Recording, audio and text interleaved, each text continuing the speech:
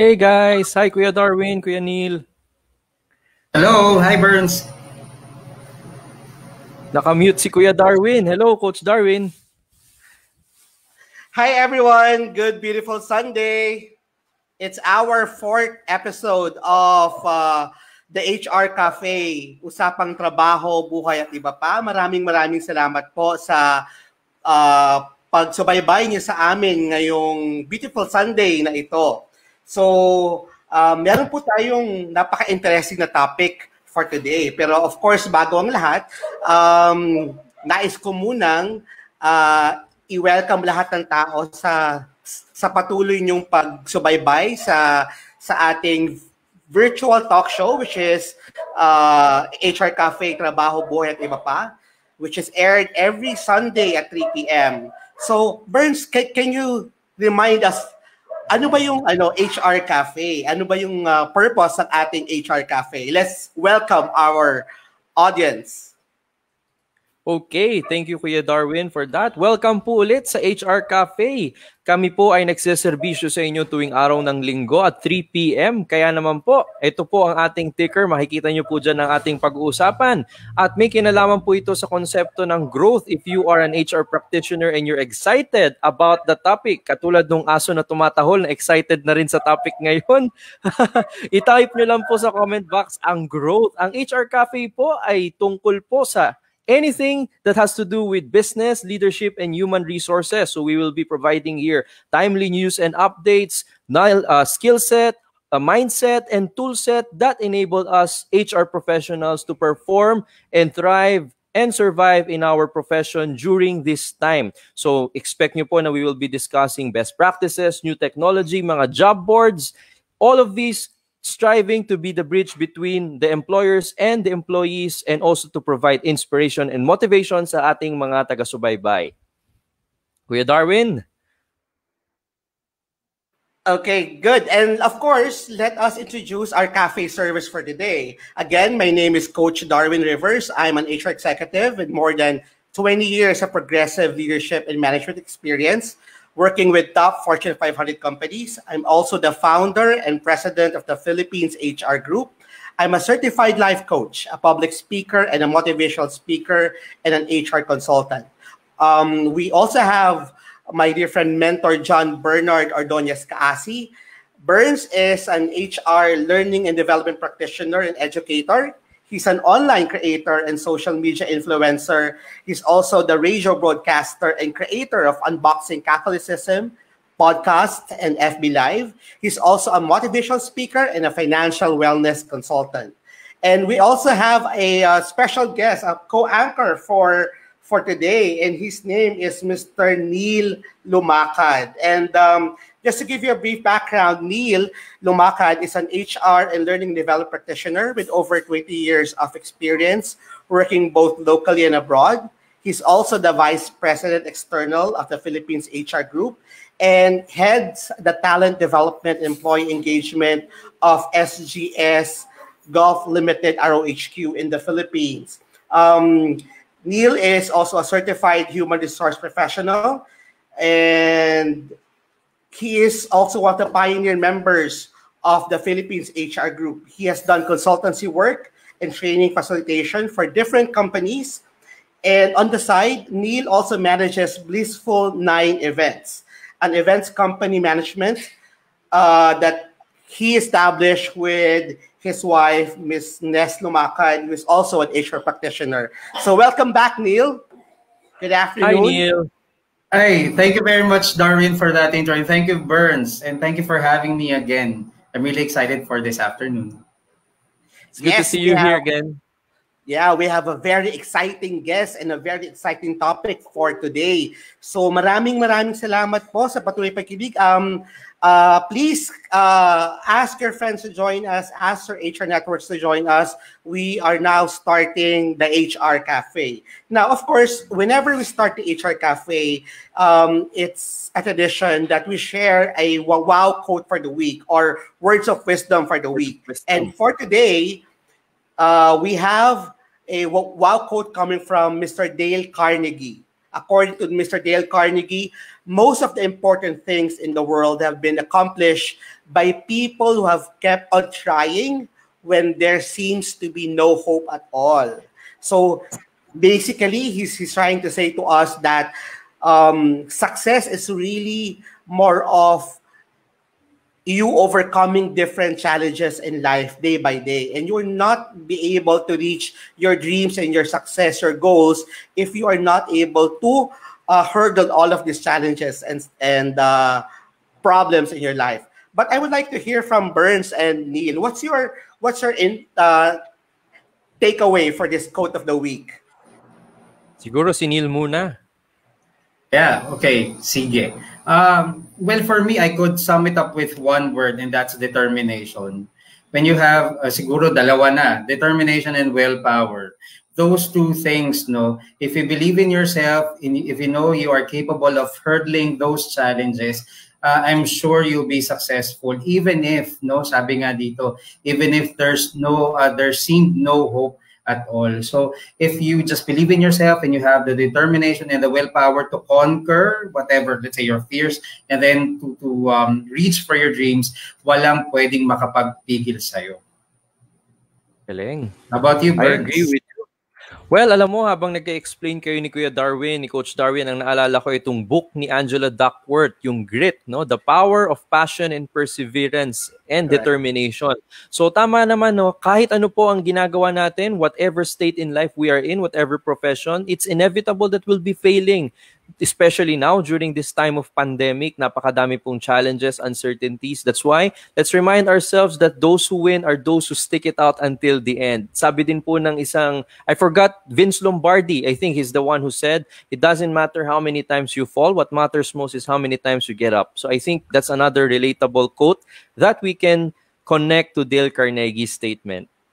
Agree. And actually, Burns, Neil, this particular wow quote for the week is related to our main topic for today. But before we go to that, let me just have a shout out to our viewers. We have Cipriano Caro Jr., we have Mr. D. Ancot, of course, Miss Abigail Eclarino, Miss Mitch Sandoval, and Miss Hadsimina Saraka, and we have a lot more people who are joining us. Maraming salamat po, and good, beautiful Sunday. So Kuya Darwin, I just want to greet also yung mga nanonood sa watch party ko ngayon. I hosted the watch party on my personal Facebook. Si Paul Supan, Ryan Menchate, Justin Corpin, Antonio Maipa, Francis Perez, Carlo Gonzalez, and Gabe Amparo. Thank you, Kuya Darwin. Thank you, everyone. And then, so let's go after the wow quote for the week. Of course, we need to update our viewers. Ano ba yung pinaka-latest ngayon, di ba? So, Neil, would you like to update everyone with regards to the holiday announcement? Because it was a holiday yesterday, right? Actually, last Friday. Last Friday, Darwin, yes. So yes, last Friday we celebrated our 122nd Independence Day. So yan. So I'm sure may kanya-kanya tayong ways of celebrating our independence. So yung ating liberation as a country. So it's good, no? That we have reached our 122nd Independence Day. So even for my family, it was an Independence Day because we were able to go out, no, of our house. So, but yes, that was our celebration last Friday. And in relation to that, of course, DOLE released an advisory. Department of Labor and Employment released an advisory related to our celebration last Friday. So there's that labor advisory number 22, series of 2020. So this is about the payment of wages for the regular holiday on June 12, 2020. All right. And it says there, okay. So the usuals, no, in terms of how to compute for, how to compute for those who will be reporting or those who are actually working on that day. So it says there on the daily labor doles or labor advisory, employees in the private sector who will work on June 12, which is a regular holiday, of course, will get 200%. So you should be getting 200% of your basic salary. Siyempre, that's a regular thing, no? Dapat 200%. So those who work shall be paid 200%, as I said, of the regular salary for the first 8 hours. So just to qualify again, for the first 8 hours, you should be receiving 200%. And then if they work overtime, okay, they should be receiving an additional 30% of their hourly rate. Okay? So 200 plus 30%. Sino pa mga nag-work on that day? So medyo marami tayong pero on that day. Moreover, for those who work on a regular holiday that also fell on their rest day, just in case it's their rest day, so they shall be paid an additional 30%. So that becomes now 260%, no, of what they are to receive. And then workers who rendered overtime on a regular holiday that also fell on their rest day shall be paid an additional 30%. So, ang laki na talaga. 200 plus 130% plus another 130, no, times number of hours worked. So, yan yung computation. You do the math. So, all right. And then, there is also that important part of that advisory. No, because, nasa period tayo ngayon ng pandemic. So there's that stipulation that says some companies may, however, defer the payment of the holiday pay until such time that the national health emergency is abated and normal business operations are resumed. So yun yung baka kasi I'm sure may mga nagtatanong paano kung hindi pa kami capable at this time na makapagbigay nung talagang karampatang bayad sa mga empleyado namin because of the difficulty that we are faced right now. So again, the companies may defer the payment. So defer meaning i-postpone nyo muna yung payment na yun, maaari at this time, no, pinapayagan siya. So establishments that have totally closed, however, or ceased operations during the community quarantine period are exempted from the payment of such holiday pay. So yun. So the latest labor advisory gave into consideration or gave consideration to companies who are really having difficulty or companies who are really having difficulty at this point in time. So pwede daw i-defer lang but not to parang hindi na siya bayaran talaga o ibayad. So dapat pa rin nating bayaran yon. Let's follow that. But yes, as I mentioned a while back, no, they could defer the payment. Agree on that. And also, aside from the DOLE advisory, it was also announced last week by SSS or the Social Security System about the SBWS. Nako, marami mga HR talaga ang nag-aabang dito. SSS, marami tayong tanong yan sa community. Napakaraming tanong sa community. So SSS made an advisory with regards to the small business wage subsidy. Ito yung subsidy or financial assistance na binibigay ng SSS, part to ng subsidy ng gobyerno under the Heal as One law sa mga manggagawa. And according sa advisory na to, ang deadline for claiming your SBWS payout, pag i-claim nyo to sa ML Lulier or sa kanilang designated vendor is only up to June 28, 2020. Now, for employers, for those who receive an email from SSS that needs to correct yung mga employees' information like your employees' credentials, mobile numbers and whatnot, you need to take note that correction for invalid bank accounts numbers, it's only up to June 16, 2020 until 5 p.m. And correction for the employee's TIN number or mobile number is only valid until June 26, 2020. So again, sa mga empleyado po na nagnanais na makatanggap ng SBWS or financial assistance in line with the SBWS program, meron po tayong hanggang June 28, 2020 para makuha po ito kung ang inyong SBWS ay pinapadaan sa MLULIR. Pero kasi yung iba, diretso yun sa bank account nyo. So pag diretso sa bank account nyo, wala po tayong problema doon. Pero kung wala po kayong bank account, ito po i-diretso sa MLULIR. Now, kung kailangan for the employers, kung kailangan nyong baguhin yung details, meron lang kayo hanggang June 16 para sa invalid bank account, and June 26 para sa incorrect PIN or invalid phone number or mobile number. You can also go to My SSS portal. That's My SSS account and click SBWS post payout data correction. So you just need to log in to your SSS account at the SSS website.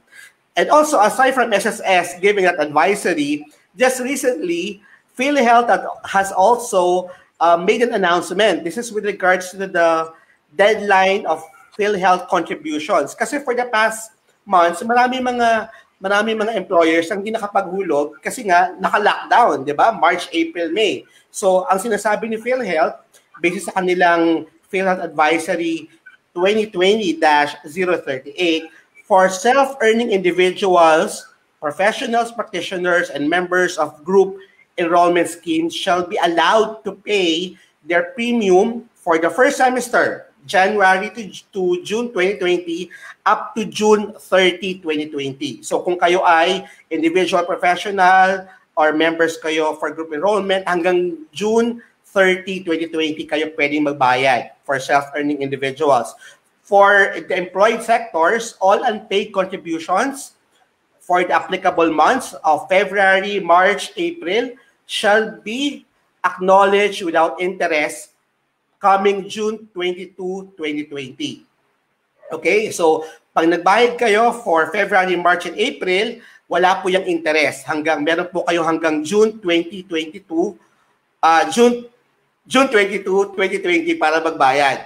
And then employers implementing skeletal workforce arrangements are reminded to ensure that employees with no earnings, yung sa mga empleyado nyo na hindi naman kumikita, kailangan mag-file kayo ng RF1 or ERF1. So employers who have temporarily stopped operations should be immediately submit an electronic ER2 to their respective accounts. So kung naka-skeletal workforce kayo, ang ipapasa nyo sa PhilHealth is RF1 or ERF-1. Kung kayo naman ay temporarily closed, totally nag-stop yung business, ang ipa-file nyo sa PhilHealth is ER2 for your PhilHealth. Para po, this is for the people who are on temporarily stoppage of operations.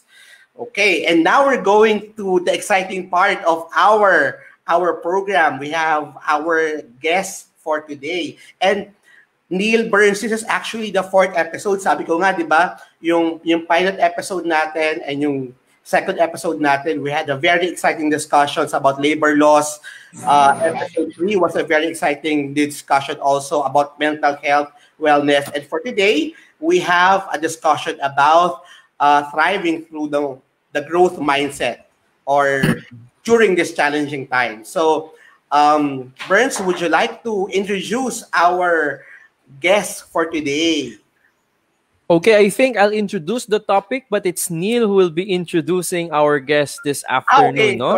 So guys, napaka-timely po ng ating pag-uusapan ngayon. Because of this pandemic, we had a lot of adjustments to make. Suddenly, you see people working at home, tapos lahat tayo nasa bahay lang, hindi tayo makagala, and many people are challenged, finding it hard to adjust. And there are many thoughts, many challenges. Paano will I succeed in my work from home? And how can I start doing my business again? What can I do to thrive and not just survive in this crisis? And that's the topic that we will be talking about today. How we can use this opportunity to pause, to introspect, to reflect, and rediscover our purpose. Dahil nga nasa lockdown tayo, it doesn't mean that we should have our hopes down. Kaya po, ang pag-uusapan natin ngayon ay growth mindset. What does it mean and how we can have that mindset? So Neil, sino ba ang ating resource person or guest speaker for this afternoon? I'm so excited. Yes, Burns, thank you very much. I have the privilege of introducing to you guys our resource speaker this afternoon. His name, as you can see, flashed on the screen. His name is Riego de Dios. He's an HR practitioner with 25 years of HR experience with national, regional, and global leadership roles from different industry leaders such as DHL, Citi, Globe, IBM, and Baker McKenzie. He has strong expertise in business partnership, talent management, organizational development, and HR analytics. He's also a certified MBTI and DDI facilitator and a certified strategic HR business partner. As an advocate of people analytics, engagement, and wellness, he has been a keynote speaker in many occasions in Asia and Europe. He is a pioneer in the shared services industry and was appointed the 2018 chair of the GICC HR Committee and the IBPAP Capability Building Committee. Eric is also a recognized and awarded project manager and people leader. Among the awards he received are the Globe Excellence Award for Project Management, IBM HR Partnering for Project Diamond, PMAP's Exemplar Award for People Management, one of the Philippines' most talented HR leaders, and one of the 100 Global HR Heroes by the HR World Congress. He's also recognized as one of the 100 Filipinos to follow on LinkedIn. Eric earned his degree from the University of the Philippines as the year's top psychology graduate. He also is a postgraduate, he has postgraduate education, from Ateneo, La Salle, Universidad Complutense de Madrid, and Universidad Politécnica de Madrid. So, wow, without further ado, that really is something. No? I would like to introduce to you our resource speaker this afternoon, Mr. Eric Riego de Dios. Hi, Eric. How are you? Hello, good afternoon. Can you hear me well?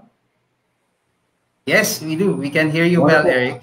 Neil, thanks so much for that wonderful introduction. I'm always humbled whenever people introduce me that way. Although it came from me, definitely it sounds a bit comforting. In a way, it seems like a different person, but nonetheless, I'm here and I'm really privileged. Darwin, thanks for inviting me. I know that we are, as an HR community, we are here together, stronger together. And during these difficult times, there's nothing to do but to bond together and hopefully help each other to thrive and grow through this process. I know that this trying times really require a lot of compassion, sensitivity, and support. And I'm happy that the Philippines HR group is doing its part in actually not just supporting, but even making sure that the community continue to grow so that when it's time again to roar up and rear for greater heights, we're all prepared and all ready because we're equipped, we're capable, and we are encouraged to venture on to new adventures, so to speak. So thank you so much for having me and having this program. I know that your listeners would really be able to grow even through listening, even through discussions, and even by sharing experiences. So none of us is perfect here, but definitely by sharing our experiences with each other, we can all be enabled and vicariously know what to do. For example, Darwin has gone through a lot of experiences, and I guess the people don't have to go through all of those experiences just to grow. And by just listening to Darwin, we know that what to do, what not to do, and how to best approach things. So I'm happy that you guys are really enabling, equipping, and I know that the HR community are very fortunate to have you. So thank you so much. And of course, thank you, Eric, for saying yes to guest here at the HR Cafe. And the reason why we would like to introduce you to, of course, to the community, for them to know that you are a very you have the experience and the capacity to share your knowledge and your experiences to the community, for us to be able to, of course, learn from you, because we all know there's no one who has the monopoly of knowledge, and each and every one of us can actually give something for us to grow individually and as a group, right, as a community. Correct. So Eric, what are you doing for the past 80 days? You've been on lockdown for the past 80 days. And it's a great thing, as Burns actually mentioned, during these difficult times, there are many ways to actually grow and thrive and develop. And if we are wise enough, I guess after all of these chaos, we'll even be better versions of ourselves than before pre-COVID, right? So it's a great opportunity, and really, Darwin, it's a great privilege and responsibility to be sharing this airtime with all of you. Okay, so I think we've already introduced your topic for today. I will give you the floor, Eric. So, Wow. ladies and gentlemen, we now have Mr. Eric Riego de Dios, one of the foremost HR executives here in the Philippines, a good friend of mine, and of course, a member of ITB PAP and the HR Leadership Council in the Philippines. So, Eric, please. Thank you so much, Darwin. So if you could just confirm if you're seeing my screen, Darwin and Neil and Burns. Uh, yes, we are. We Wonderful. are. There, I lost my internet. I'm back. You're back, Burns. So I'm not seeing you guys. So just advise me if I'm going astray, because what I can see is just my screen as I Sure. flash through this. So Darwin, let me have this opportunity just to go very quickly in these few slides, because I just want to make sure that we are building the foundation for our conversation later. I don't want this to be a one-way street wherein I'm giving some input, but hopefully later on we'll make this more interactive as we move on through the process. You know, we talked about growth, but what I'm really focusing as well is without compassion, there really is no growth. And as mentioned earlier as well in your wow words of the week, which is very appropriate for this session, essentially, we are saying that without struggle, without discomfort, there can never be growth. And one of the most powerful women in business, Jeannie Rometty, who is the former president and chairman of IBM, actually said that growth and discomfort can never not exist together. So it seems that if you want to grow, you have to struggle, you have to feel discomfort, you have to go out of your comfort zone. So having said that, knowing that these are difficult times, despite that fact, we can still grow and we can still start growing by giving ourselves compassion. So in this topic, I'm actually putting together two big streams of thought. The first one is resetting your why. As Burns mentioned, resetting your why is very important, because this gives us the time to actually step back, look into ourselves, and see where we want to go, because at our innermost, there is where we want to be. So we have to understand that innermost purpose in us so that we will know what's the next step. And also, we know that because of these difficult times, we know that this is just a point in time, and this is not something that will remain forever. And as we try to grow at this point in time, we know that it is a journey and we're here for the long haul. So having said that, I mentioned that we would have to exercise kindness and generosity during these times.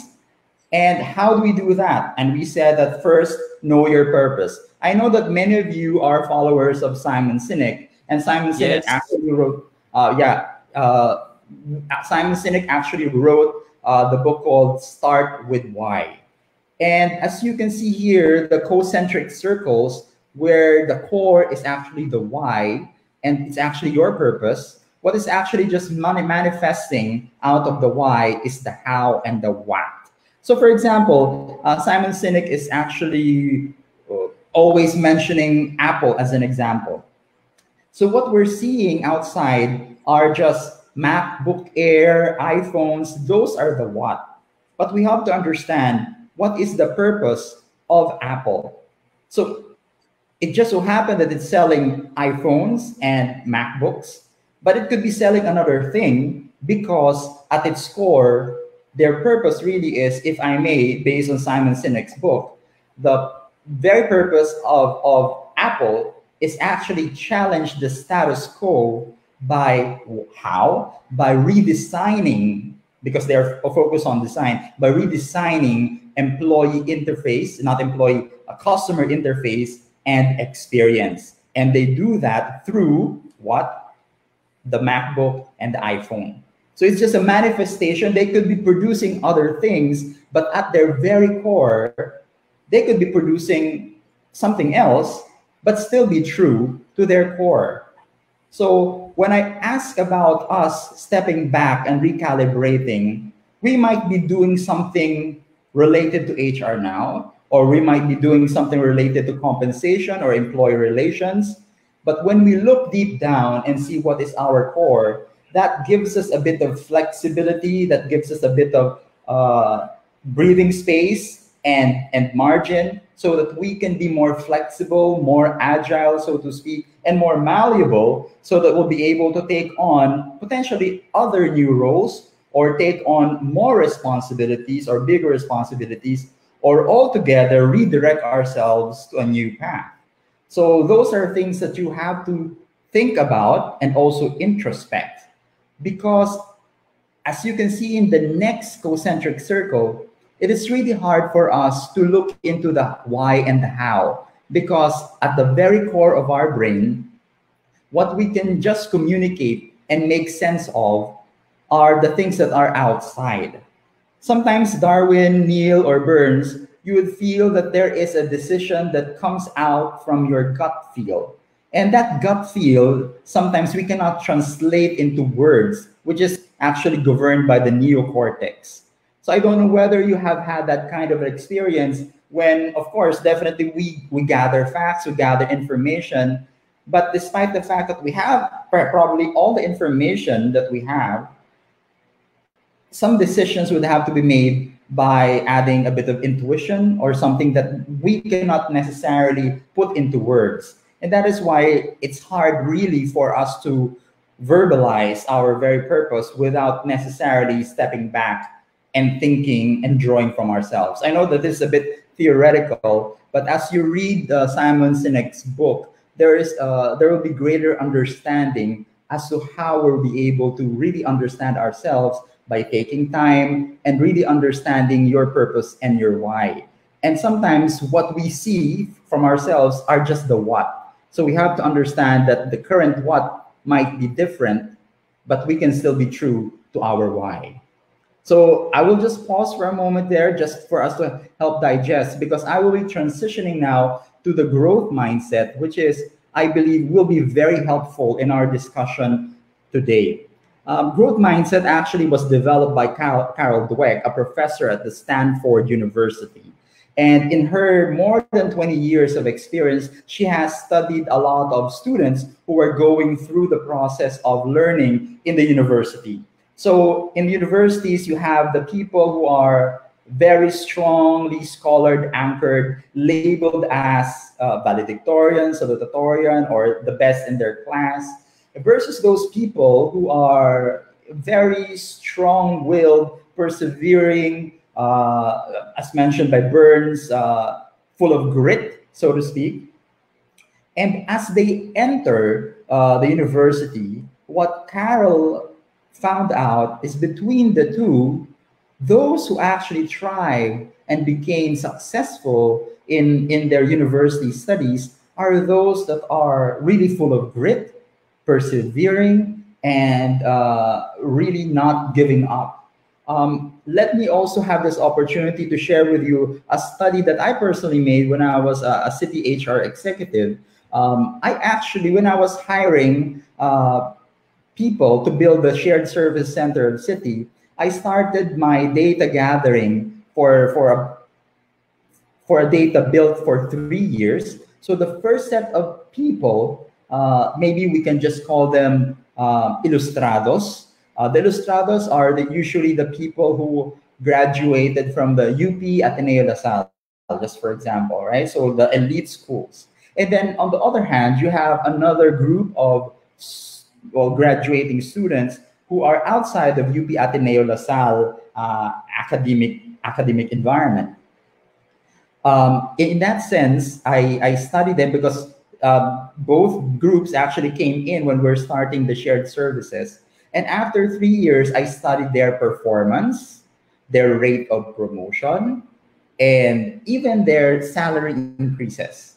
So, you know that because our topic is about growth mindset and about grit and perseverance, I know that the results will be supportive of this. So, lo and behold, after 3 years of study, I saw that the average rating of the other group, which I call Indios Bravos, versus the Ilustrados, on average, their performance ratings are higher than the group of the Ilustrados. Their increases are also higher compared to the Indios Bravos. And their promotion rates are also higher than the Ilustrados. And they also stayed longer, and they're more reliable compared to our compared to our Ilustrados. So it means that at the end of the day, and because during that time, city shared services was growing, there are a lot of challenges, a lot of struggle. Those who really stick it out and at the end of the day became more successful are those people who are trained to persevere, trained to work really hard, trained to be comfortable, so to speak, in discomfort. And these people are the Indios Bravo. So before Darwin, Neil, and Burns, I had a lot of course, as an early HR professional, I had a lot of biases for your so-called elite school employees. But my first study actually showed that at the end of the day, I think even if you're an ilustrado, but if you don't have the grit, the perseverance that is exemplified by our Indios Bravos, I don't think you will also succeed. So it is really important to have that kind of characteristic. Why did I mention that? Because the perspective of the growth mindset versus the fixed mindset is very important. And why do we need to adopt the growth mindset? So in the growth mindset, it is all about not yet. So it means that you are a process in becoming. And as opposed to the fixed mindset, for example, you took an IQ test and your IQ test says that you are superior or above average. You actually hold on to that point in time where you took that test and what that test actually labeled you as a superior IQ, for example. But lo and behold, that is a point in time, a snapshot in the long history of your life. Because after some time, you can actually grow. You can actually even improve your intelligence. And I'll get back to that, because there is also a conception that intelligence is organic and it stops at a certain point in time, which is not true by our recent studies, and I'll go to that. So it's not yet, which is the growth mindset. We are a process in becoming versus the now. I am already. I have arrived. It is the destination versus a journey in your growth mindset. This is a marathon. This is not a dash. I will still succeed. I might not succeed at this point in time of my journey, but it's a long journey and the journey has not yet ended. Versus the destination of your fixed mindset, I have arrived and I am a superior IQ. So anything that would distort that kind of labeling would somehow create a dissonance from your perspective, so as you will not venture into new contexts or new areas or new territories. You seek validation rather than learning. So in the growth mindset, we value learning. We don't care that if we are labeled at this point in time as not necessarily intelligent, but we know that we are learning and we are in the process of becoming even better versions of ourselves. Versus those who are in the fixed mindset, who have believed that they are superior, they're excellent and intelligent, and therefore I will not need to exert any more effort because I am and I have been. So I will just leave it at that, because maybe it's a good time to reference more information about that. But those are the fundamental elements of a fixed versus a growth mindset. Moving forward, I mentioned earlier as well, and focusing on the second bullet, malleability. Before we thought that after 25 years, you will not create new neurons, and what your IQ test is already fixed. You will not grow or you will not decrease. So it really depends, because the recent studies actually show that, for example, when we did a study of the brain of Albert Einstein, who is acknowledged to be one of the most intelligent and creative scientists of a lot of generations, it is not necessarily the number of neurons, but the number of connections between those neurons. And even at his age, because he dabbled into a lot of new areas of physics, his brain actually evolved into something more compact, so to speak, because of those connections. Recent studies also show that there are new brain creation even at the age of 60 and beyond. So you just for example, when did Leonardo da Vinci create the Mona Lisa? It is not during his early 20s or 30s or 40s. It's far beyond that. Einstein created the theory of relativity not during his 20s, 30s, and 40s. It's beyond that as well. So it gives us that opportunity to never stop learning and never stop becoming, so to speak. And because of effort, as you mentioned, as we mentioned earlier, that's point number one, we can actually become better versions of ourselves if we exert a lot of effort, if we persevere, if we focus on what needs to be done and what needs to be changed within and without our person. And of course, it's all about continuous improvement. So why is it relevant these times? People with growth mindset is relevant during these trying times because they are quick to initiate action, because they are comfortable in the novel environment, as opposed to those with fixed mindset who are comfortable in the way things are, in the way things that would validate their intelligence, their proficiency, because it's that status quo or the norm. Lo and behold, when we change the playing field, who is more creative, who is more flexible, who is able to adapt better? So remember, Cotter also mentioned that the illiterate of the 21st century is not those that are not able to read and write, but those who are not able to learn, unlearn, and relearn. And definitely the people who have a growth mindset are the most literate people in the 21st century.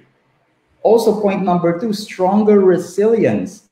Those people who are able to quickly adapt, change, persevere are those people who will not easily get into depression, people who will not easily tend to question themselves. They would believe that this is just a point in time and things will change and I will change so that things will be better.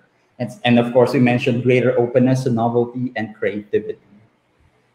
In HBR, or the Harvard Business Review, they also mentioned that people with growth mindset are the people who will have self-compassion. And it's very important. We talked about these are trying times and we in the HR community are trying to help and support each other. And it's very important that we start it with ourselves. We have to have and we have to exercise self-compassion. And people who are with a growth mindset, and they are very introspective people, they try to look at where can I improve? Why did I fail? What can make things better when I try again? So those are the questions that people with a growth mindset would usually ask versus people with a fixed mindset who would say, I am intelligent. And why? Maybe it's because the system is wrong. So the locus of control is very weak. For the people with a growth mindset, you are internally driven and you own. You are accountable for the results, which is great. And when you are like that, there's greater vulnerability. So in this day and age, vulnerability and authenticity are very important. So anything that you do can sometimes be on the social media without you knowing. So it's very important for us to exercise consistency and integrity. And integrity came from the etymology of integer, meaning whole. You are who you are, and you bring your whole self to the office, the community, to wherever, and you will show your real self. And without the growth mindset, you will not be able to be accountable, to accept failure, because you are not afraid to fail, because you know that it is just a phase in your life, as opposed to those with a fixed mindset who would not venture into risks because they would not feel that the risk would be advantageous to them. Because if they fail, that invalidates whatever label they have for themselves earlier. So there's a lot going on in the growth mindset. So as I wrap things up in this very fast and hopefully short initial discussion, I just want to, again, enjoin everyone to step back, know your purpose, and this is through introspection. And as we introspect, which most growth mindset people will have for themselves, also know how we can be better versions of ourselves. We exercise self-compassion because we know that this is just a point in time, a snapshot, a picture at this day at this point in time in the journey. And the journey is still long, and we can still improve, and we can still push forward, and then exert effort and focus on the goal that we have, so that we can be relevant and continue to impact the community and the profession. So, Darwin, that is what I have as an initial point of discussion, and happy Sure. for you to take on for our moving forward conversation.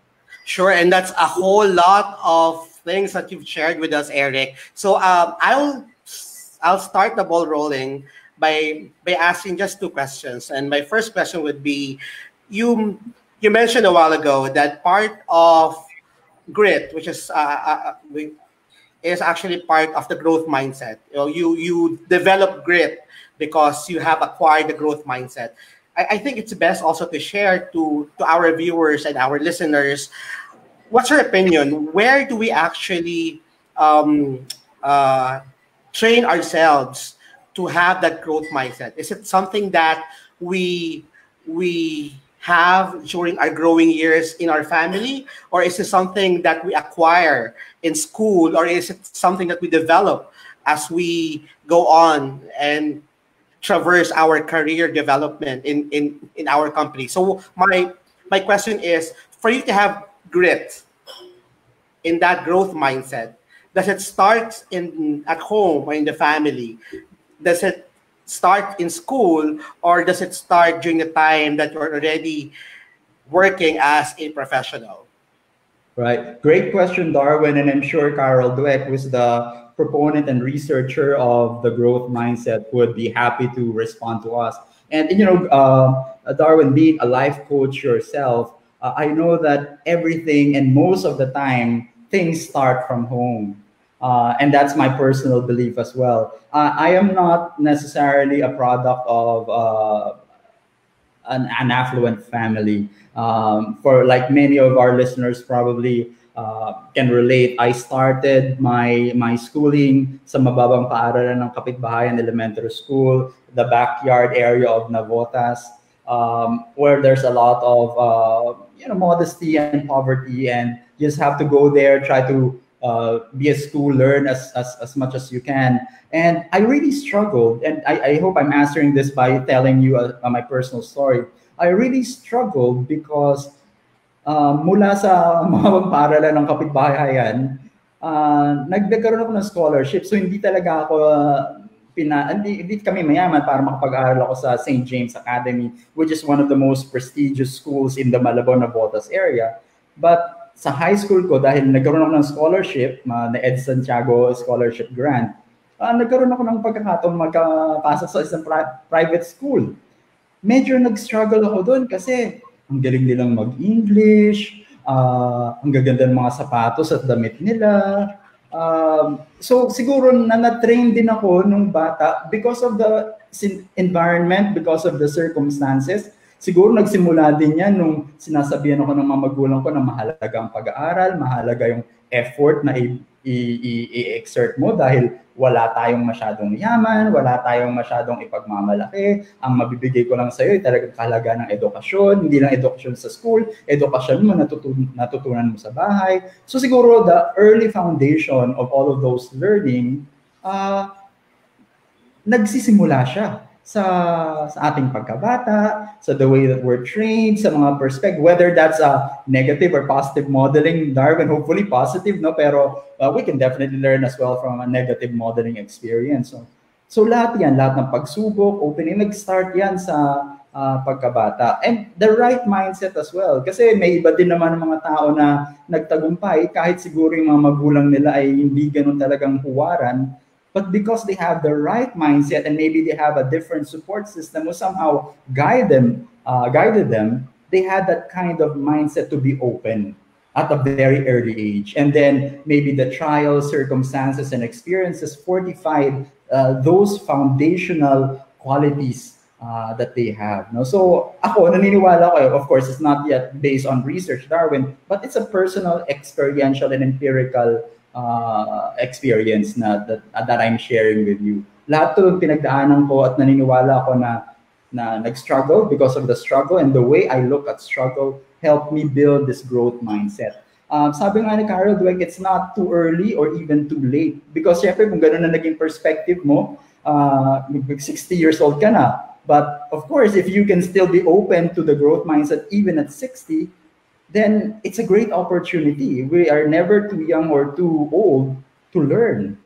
And learning is, as we said, is the new literacy gauge in the 21st century.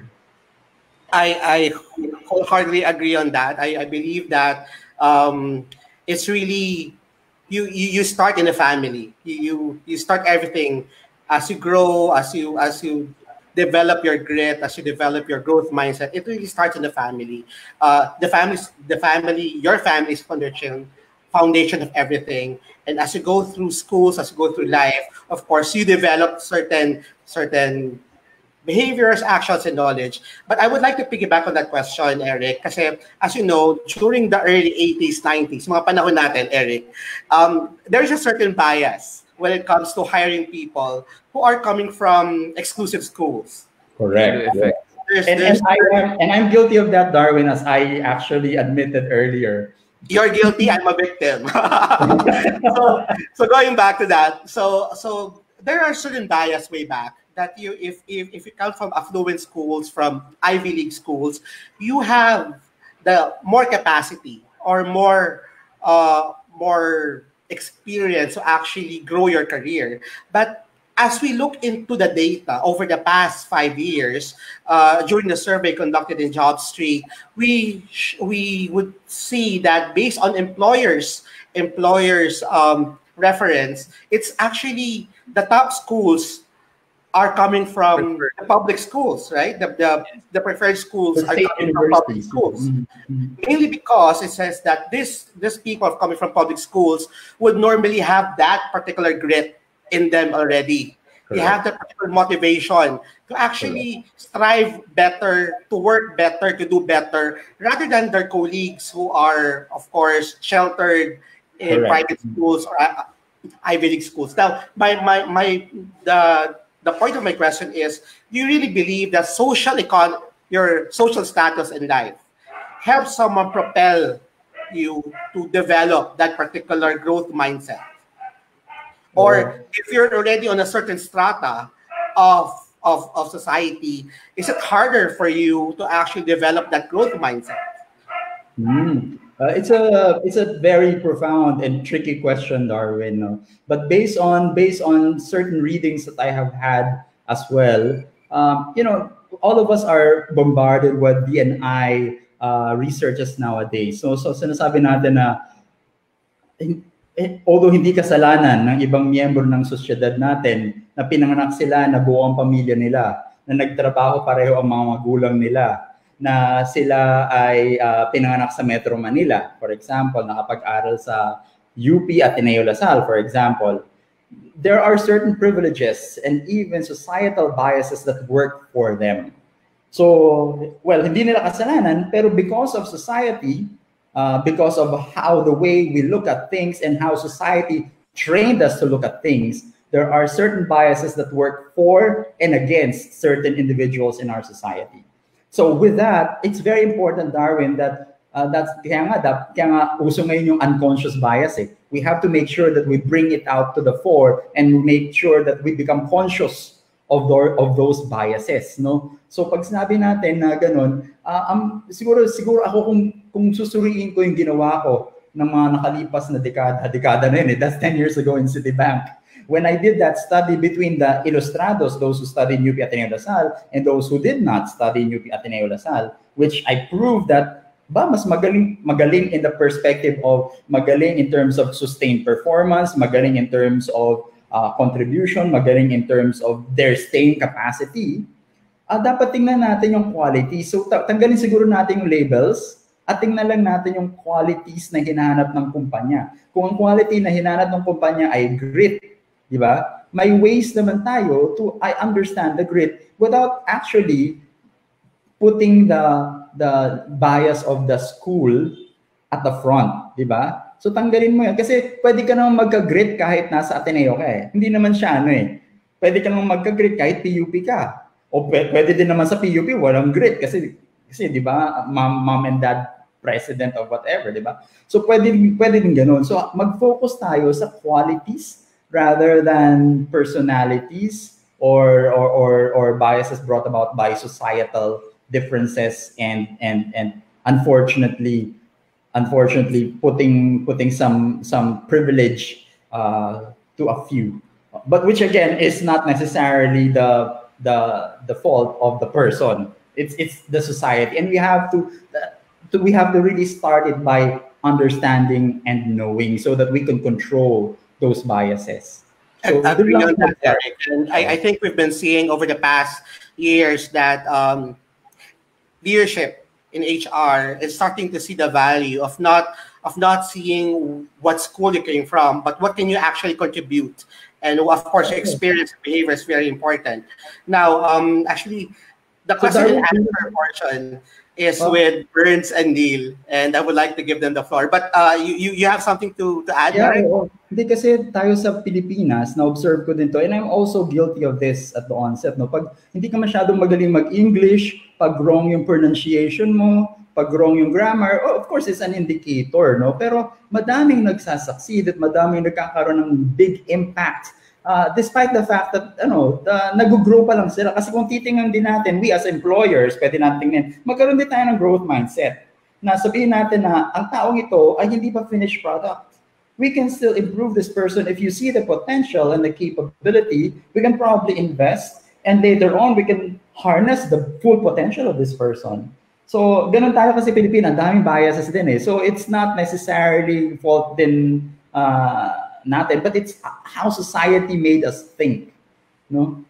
Ika nga sabi ni Miss Universe Sosibini in South Africa, diba? It's the society that made us think that leadership is only for males, diba? It's not necessarily for, but we have to be conscious of that bias so that we can do something about it.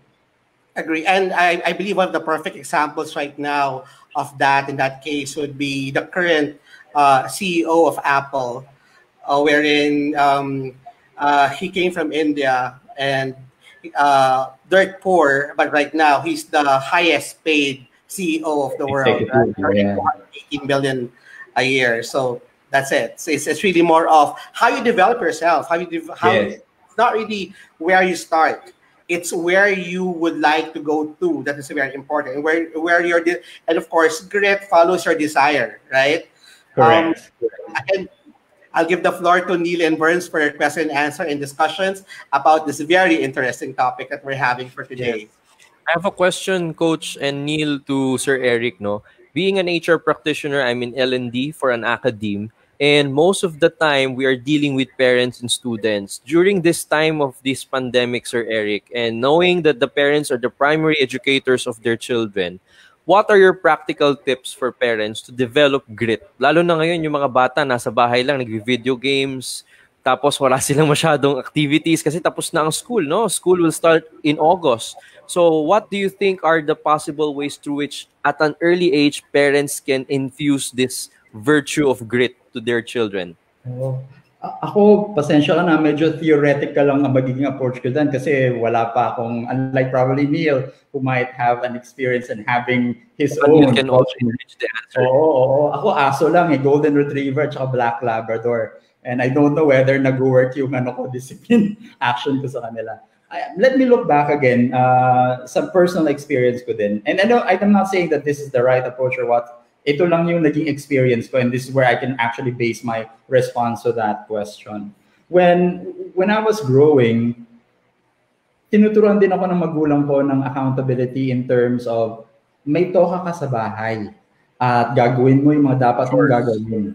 Oo, dati nagbubunot ako ng hagdanan, nagbubunot ako ng sahig. Hindi ko alam kung alam mo yung konsepto ng bunot, Burns, being a millennial. Yes, tama pa yan.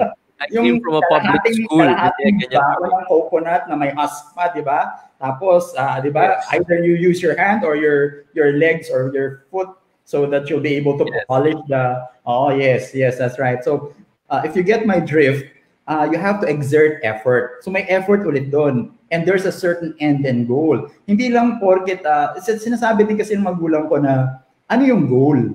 Ano yung, bakit mo ba ginagawa yan? So, aside from nakakatulong sa bahay, aside from nakakaayos pag may dating na bisita, again, there has to be something more. Kasi sabi niya na gumising ng maaga. Ano yung purpose ng pagising ng maaga? And many of us, sabi mo, nag-video, buti nga kami sa panahon namin ni Darwin and Neil, baka hindi pa ganun ka yung mga iPhones and di ba? Touchpads and screens. So unlike you, ngayon, Burns, ang dami nating mga distractions, no?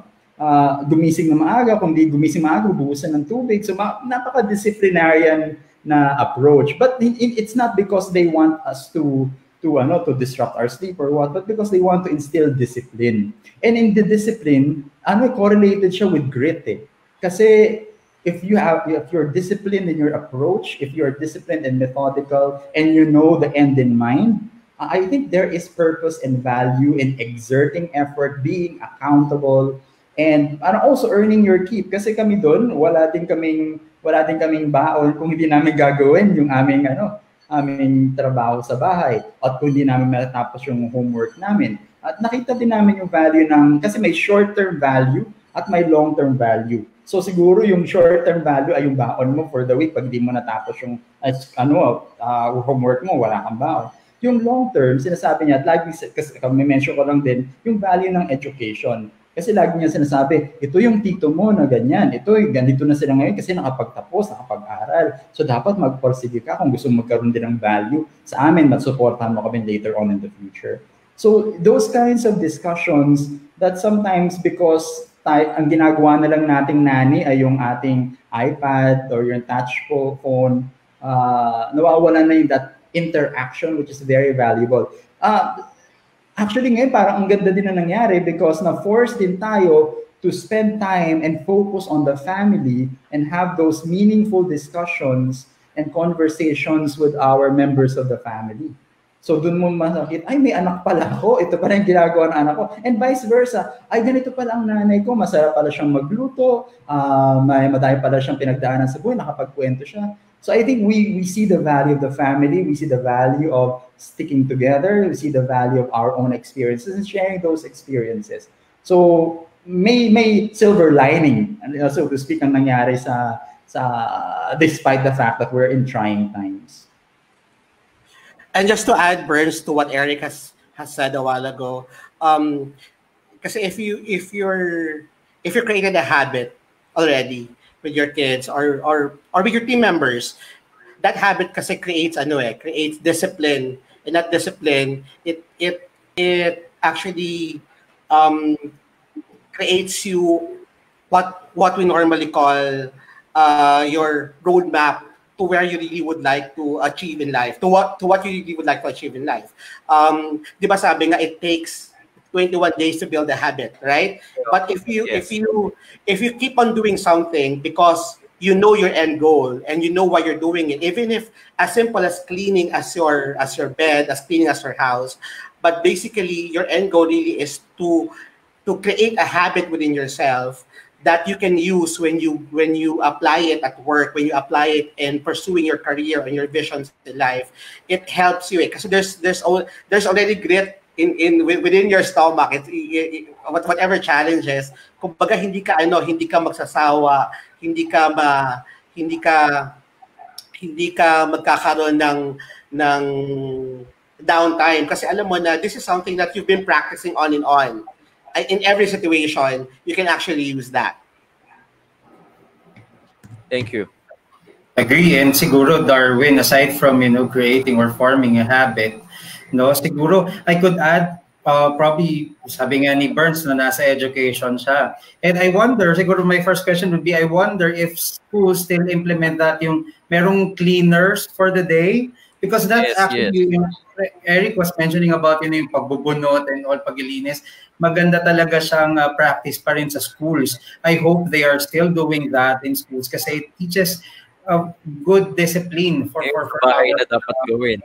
Students, yes. Hindi na yung sila kuya at ate ang laging maglilinis rooms para sa kanila. And probably siguro, and Eric could validate this, if at this point in time when you would like to develop grit, no, for kids, no, kasi sabi nga rin ni Didi dito, as commented by Dino, it really starts with or during early childhood. EQ and morality develops during the childhood days. And now for the kids, if possible na you could defer, let's say, yung rewards, kasi everything is instant right now, di ba? Eric, Burns, and Darwin, no? Lahat madaling mo makuha. But if you are, let's say, to defer, for example, or i-prolong yung reward na ibibigay or makukuha ng isang bata bago nila, let's say, may gagawin muna silang something na hindi naman ganun ka-difficult, but it would take time for them to receive a reward for doing it. Probably it could help them create that grit, that, as what you're saying, Eric. Do you agree?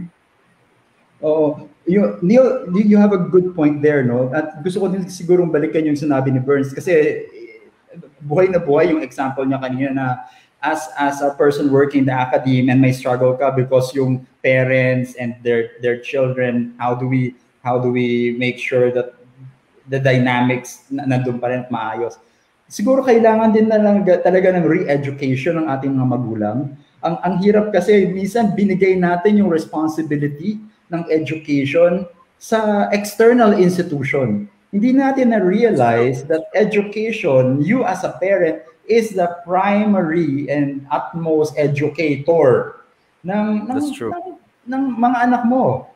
Medyo sinasumasaludo nga ako sa mga nag-homeschooling din kasi talagang in-embrace nila yung buong value ng it's my accountability and my responsibility to educate my children. And sabi mo nga, Neil, education is not necessarily 1 + 1 is whatever, diba? But it's really morality, emotional intelligence, grit.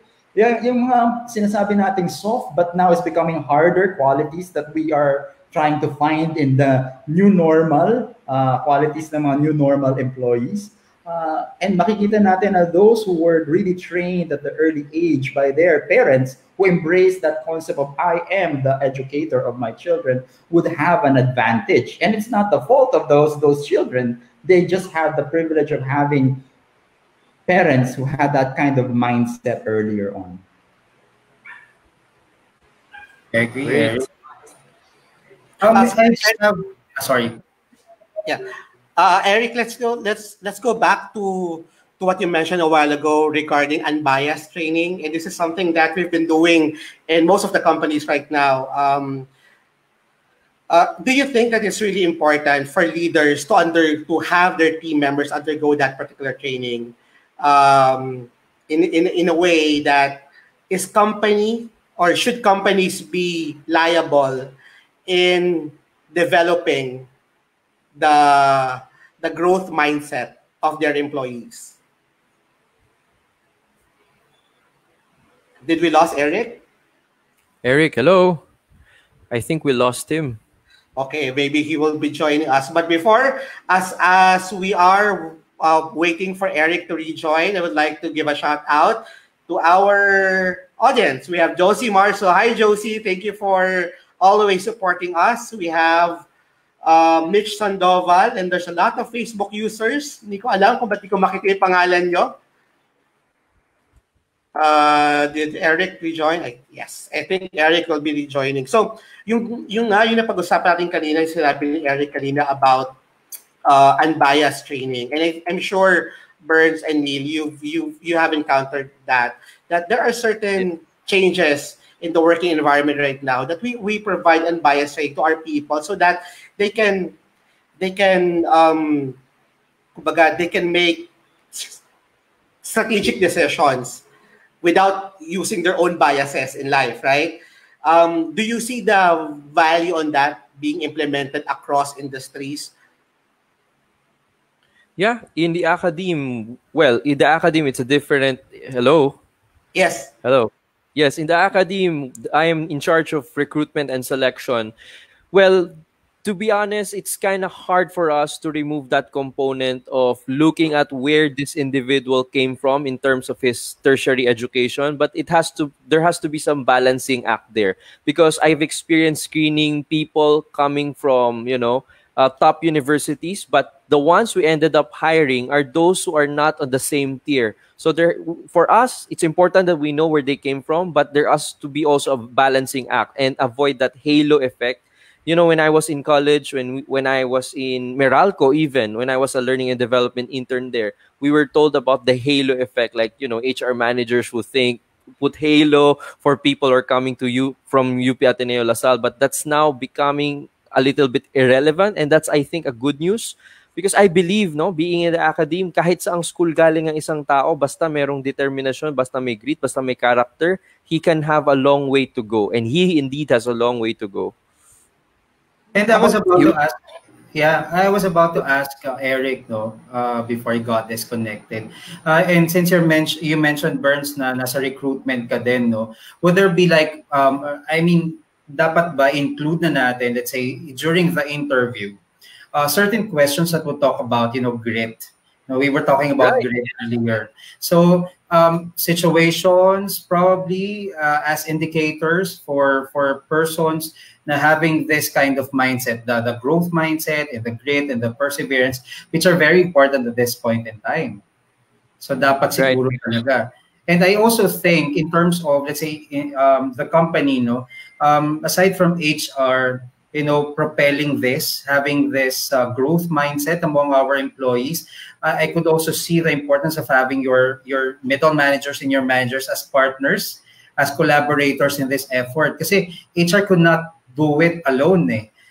Because let's say if we're talking of, let's say, hundreds or thousands of employees that you have right now, so you really have to probably educate or reframe the mindset of our managers, our middle managers. Of course, it has to start with, I think it has to start with top management, and then through their support, you will now do that to your managers, who are actually, or who should know better more their employees, than HR per se. Because we know certain facts about our personal circumstances about our employees, but it's really the line managers who should be more familiar with what is happening and how they are faring in terms of their performance in some employees nila.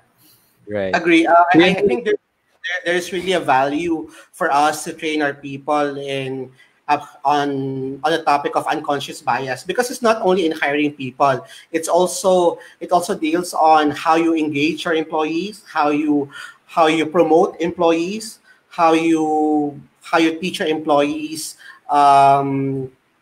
how they can strive on their work and reach their career aspirations. There's a lot of unconscious bias that has been around for the past decades, and I'm seeing that there's a resurgence, and really a good thing that there are trainings right now about unconscious bias and how we can eliminate unconscious bias in our own cultures. While we are waiting for Eric to join, and he said that he will be rejoining, he just lost his connection and rebooting. There's a question here from one of our Facebook users. He or she said that I'm a fresh graduate of HR, and karamihan po kasi ng hanap ng company is my experience. So paano daw siya makaka-land ng work as an HR professional kung wala naman siyang experience? So I think, Burns, being a millennial, you can start with that. What's your advice to this fresh graduate? Well, ang advice ko sa fresh grad na yan, kung wala kang mahanap na work that welcomes people without any experience, PM me. I'll be the one to connect you to certain opportunities that you may be interested in. But for me, I think it depends on the companies. Like, for example, I am in an academe, PAREF Northfield School for Boys in Quezon City. We want to make sure that all of our employees are of top caliber in terms of their teaching. But we are welcoming also those who did not have any teaching experiences and train them to be the teachers that we want them to be. So there are companies which are investing in culture of training and learning. So my advice for this person is to continue looking for this particular company that can welcome you, because at the end of the day, we can only control our choices of the companies kung saan tayo nagpapadala ng resume. Whether we will be accepted or not by these companies, we wouldn't know. So I know a friend he has submitted his CV, parang ang dami niyang pinagsabitan, 30 or 40 plus. Sabi niya, ayoko na, hindi na ako magtatrabaho until the last CV na nung munti ka na siyang mag-decide na hindi na siya magtatrabaho, yun yung tumanggap sa kanya. So, friend, continue submitting your CV, continue applying in Job Street, siguro yung mga job application portals natin, and connect with us if you need more leads, and then perhaps we can help you. Kami ni Darwin, ni Neil. I don't know if you guys are in need of manpower, but there are certain opportunities that we can always explore. So yun ang advice ko, continue looking and have grit. And then when you pass that phase of submitting your resume, and then when the hiring manager talks to you, and asks you, what's so special about you? Well, you are the 75th person na napagsubmitan ko ng resume, and I didn't want to give up in applying, and here I am before you. Di ba parang ang ganda ng storya na yun? Ang dami-dami mo na pinagsubmitan, tas di ka sumuko. So, yun lang, no? Kayo guys, ano ba? Completely, that's great. No, that's great. No, sinasabi mga Burns. And tama, no, continue submitting your application to different companies. And I'm sure, no, there will be that company na talagang meant for you.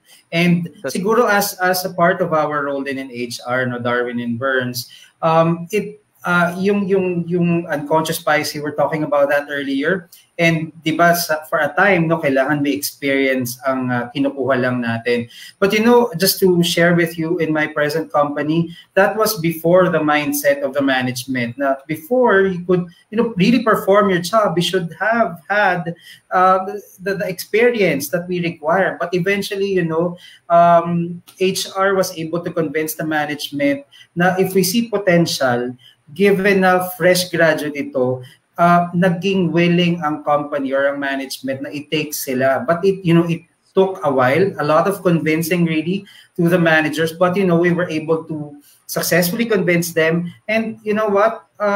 True enough, no? Na-prove naman na even the potential and very naman yung process, selective naman yung process, no? So binigyan namin ng chance yun, and now the managers are, you know, saying, yeah, we welcome fresh graduates. Basta yung caliber din nun, kagaya nung napasok ninyo before na talagang nakita naman ng potential, and that those individuals are actually doing well in our company right now. So, hanapin mo lang kung saan yung company na kagaya siguro ng company namin na willing na magbigay ng pagkakataon sa'yo na makita at ma-harness talaga yung full potential mo as an employee of that company. Agree on that, Neil and Burns. Siguro for my end, for those of you guys who are fresh graduates and you are in a very challenging situation right now because of the pandemic and global crisis, right? One of the things that you need to understand is applying for a job is like sales. You have to, it's really a number game, right? So you have to send out your resumes to a lot of companies and make sure that, because one out of those 100 companies you'll be applying will notice you. Second is that aside from it's a number game, you need to make sure that you present yourself as someone very competent. It's not only because you are a fresh graduate, you won't be competent because you don't have any work experience. It will show on how you create your CV. It will show on how you create your cover letter.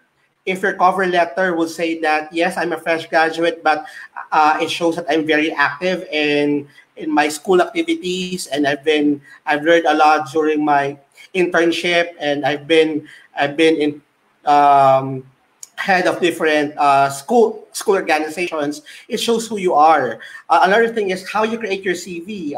Did you check on grammar errors? Did you check on how the format is being written, right? It's really more of how you present yourself. It's a number game. It's how you present yourself.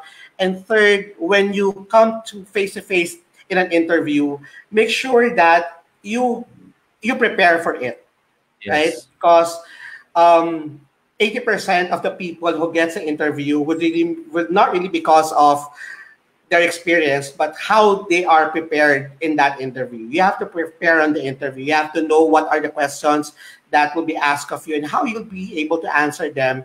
And of course, you need to answer them coming from the heart. Kasi interviewers knows if you're just giving BS. Interviewers would know that you're just trying to hard sell yourself. You You know, all coming from the point that it's yung nasabi, diba? It's coming from the heart. Your answer should be coming from the heart because it's true, it's intimate, it's really who you are.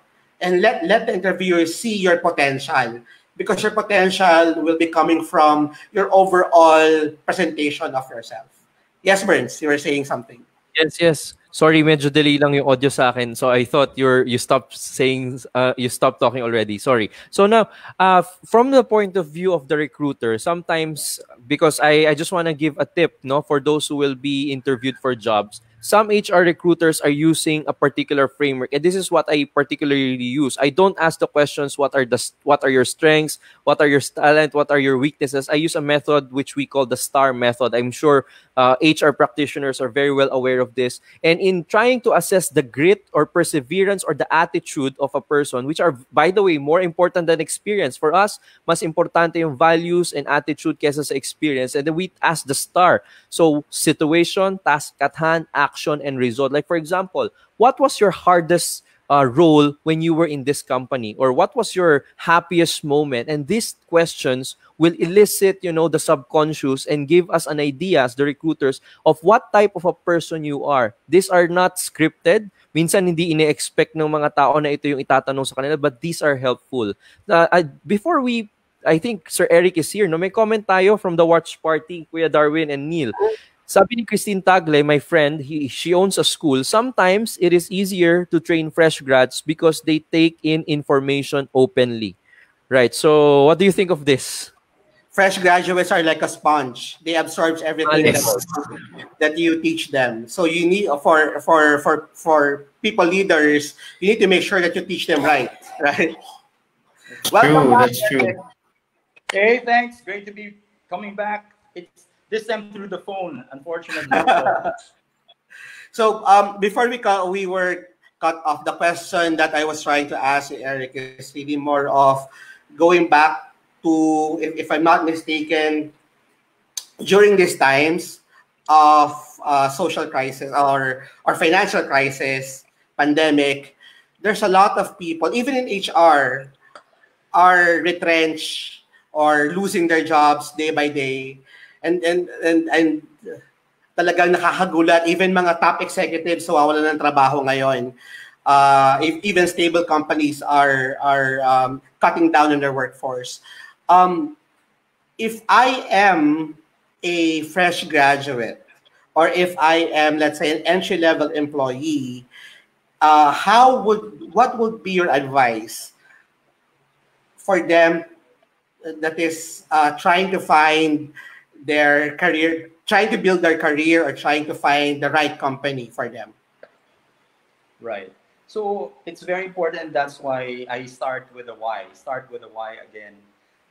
Hindi naman siya impossible to work with a company for practical purposes and live with a company even if it's a bit of a dissonance with your personal why. But lagi tayong nagsasabi na if you work for a company that is aligned with your purpose and your why, then you don't necessarily have to work at all because you're living and you're living for a purpose. And sabi nga ni Simon Sinek, yung kay Martin Luther King, and I don't know whether you're familiar, di ba siya yung natin sa US? Siya yung nag-start, I have a dream, and yan. Hindi niya sinabi, I have a plan, but I have a dream. And they see not Martin Luther King. They see the dream.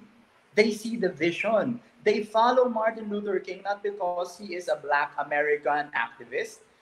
They are following Martin Luther King because they see their vision being verbalized, being pursued by who happens to be an African American activist. So maganda sana yung magiging trabaho natin na although talagang sponge na tayo pag new graduate ka, maganda sana na if we could align ourselves with the pursuits that are fully in line with our vocation, so to speak. So maganda yan. Very few lang yung nagkakaroon ng di ba? Meron pang model ng Ikigai, di ba? Yung Venn diagram, where you have that. So kung merong ganun. But of course, kahit the bigger the overlap, the better. Kasi baka mahirap talaga yung perfect overlap eh. But the bigger the overlap, the more productive you will be, the less effort, although sabi natin, focus tayo, effort, but it becomes more fluid, it becomes more fulfilling, it becomes more free, so to speak. So, sana ganun yung maging soul searching. Although at this day and age, Darwin, ang hirap makakuha ng trabaho, and sometimes dahil wala kang choice for practical reasons, kung ano na lang yung pinaka-practical na dissenting trabaho na medyo kaya mo namang gawin. But that's not wrong. But definitely, we can still go through the process, go through the journey. Sabi nga natin, journey to. And we can, lo and behold, kasi yung iba, nag-rise up to the ranks and up to the point na sila yung naging executive at nabago din nila yung overall culture, no, ng kumpanya. So pwede din gano'n ang mangyari because yung iba kasi nagsisik na sana pareho kami ng values. Yung iba naman din, they change their environment because of their strength of vision and their influence. So, yun, depende, a lot of introspection, a lot of journeying, pero a lot of thinking. Pwede ka maging practical, pwede ka mag-idealist, but where are you most comfortable and where you can be most relevant at any given point in time? Okay, Eric, siguro let's focus on if you're an applicant right now and you've lost your job and you're trying to find work, what would be your best advice? And if you are HR and you're screening hundreds of people who are looking for work and would like to be a part of your company, what would be your basis in hiring someone? Ako, ang una kong tatanungin, Darwin, dyan, anong ginawa mo during the COVID period? Siguro, mas telling siya eh. Oo, di ba? Are you the one who just did your ML and became a mythic level? Or are you the one who watched Netflix? Or are you the one who actually galvanized your community to help other people? Did you create a new kind of face mask? Kasi madaming nangyaring ganyan, nawala sila ng trabaho. Naging entrepreneur that they were able to create through 3D printing a new form of face mask or face shield. So magandang katanungan, ano ang ginawa mo nung nagkaroon ng COVID? Tiningnan mo ba yun as opportunity? Tiningnan mo ba yun as a threat? Did you grow through the process? What kind of new value? Magandang, kasi kung ako employer, yun ang unang kong tatanungin. Kung ako din yung employee, magiging prospective employee, yun din ang tatanungin ko, anong ginawa mo, employer, during the COVID times? Kasi telling din siya. And siguro, because of that, magkakaroon kayo ng calibration. So, ako, from that perspective, yun yung magiging batayan ko, Darwin, kasi nawalan ka na ng trabaho eh. But what did you do with the time that was given to you? Being productive in challenging times is really important to gauge a person's grit, right? Yes, and of course your growth. Anong ginawa mo? And how did you grow? And how do you make people grow around you as well? So, very important kasi despite of circumstances, you have to make sure that you continue to be relevant. Diba? You're relevant pre-COVID, you're relevant during COVID, and you will still be relevant post-COVID. So, yun ang very telling sa ating new prospective employees. Okay, thank you very much. Neil and Burns, I know you have a lot more questions from your side. I don't have any more and medyo kulang na rin tayo sa oras. Baka si Kuya Neil. Neil, one last question from you. Probably I would just want to add to what Eric just said, no? I would agree na maganda yung tip na yon, no? Itong time ng pandemic, gamitin natin yung experience na yon in asking the right questions for prospective hires. Because, as you mentioned nga, no, if it chose to be productive during this time, then it tells you something. If, let's say, nag-Netflix lang siya, nag-ML lang siya, it tells you another thing. So, but still, no, You're on mute. You're on mute. Sorry. Okay. I was just saying, I would agree with what Eric said, no? And I thank you for those tips. No, you could add those particular questions when you get to interview a prospective hire or a candidate. Now, let's say how you still remain productive during this time tells you something. And if, for example, you're the type of person, let's say, who would just watch Netflix and play ML, that tells you another thing. But I know other companies still consider as a gamer a strategic thinker. So it still depends on the kind of culture or the company that you are in right now. But really, making taking advantage of that point wherein we are in a different situation, ask questions related to that, and now align it with the company, with the culture of the company and the values of the company, then you could find the perfect match probably. And then, siguro, just to add also to what Bern said earlier, so aspirations and motivations, aside from the star, no, na sinabi, you'd also need to ask about, the aspirations of a person and his or her motivation. So that tells you so much about the kind of person or the kind of individual your prospective hire is. So, yun. Okay, Thank you very much, Eric. So before Thank before we ask Eric to give his final words and closing words about his topic, siguro let's go around Robin on what are your takeaways about what we've learned for today. Burns, would you like to start? Very briefly, I learned a lot about growth mindset. Thank you, Eric, for giving me an overview. I've been hearing about growth mindset. I thought it's just a simple PMA or positive mental attitude, but there's more to it than that. And really, I love Simon Sinek's book, Start With Why. And if you guys, it's your first time hearing Simon Sinek and Start With Why, go to YouTube and watch his video. It's gonna change your life. Neil? And for me, what I like about your presentation, Eric, is that, because when we talk about growth mindset, you'll just hear about the effort, the determination, continuous learning. But I like what you mentioned about, wellness. Having that growth mindset also means wellness, self-compassion, vulnerability, and authenticity. So those are my key takeaways from your talk. Thank you very much, Eric. And for me, my key takeaways from Eric's talk a while ago is really more of your growth and development as a person really starts from your family, from your development starts from your family, from school, and then it doesn't stop there. It goes to the time that you are working, and even as you grow old, development should always be there. For you to be able to achieve your dreams or realize whatever career goals you have, it's important for you to have grit. And that's actually part of your growth mindset. Your motivation fuels that, right? So Eric, any last words or any invites that you would like or any promotion you would like to share to our listeners and viewers for today? Well, thanks so much, Darwin, Benz, and Neil. This is indeed a privilege and a great responsibility that we are undertaking through this process. And this is really not about me. And let me give it back to you because I would like to thank you, the Philippines HR Group, for spearheading this initiative, for continuously driving growth for our community, continuously supporting the Filipino HR practice. I know that I have firm belief in the Filipino talent and in the Filipino HR community practice. And together we are making sure that we are future readying our Philippine HR community. So stay close together. We are stronger together. And through this effort, we can become even better versions of ourselves. So continue to introspect, look inside, but also make sure that you continue to be relevant outside.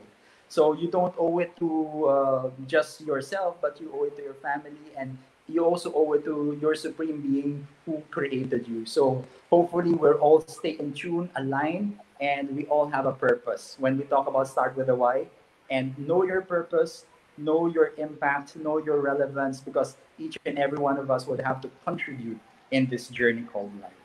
So continue to be strong and continue to be safe.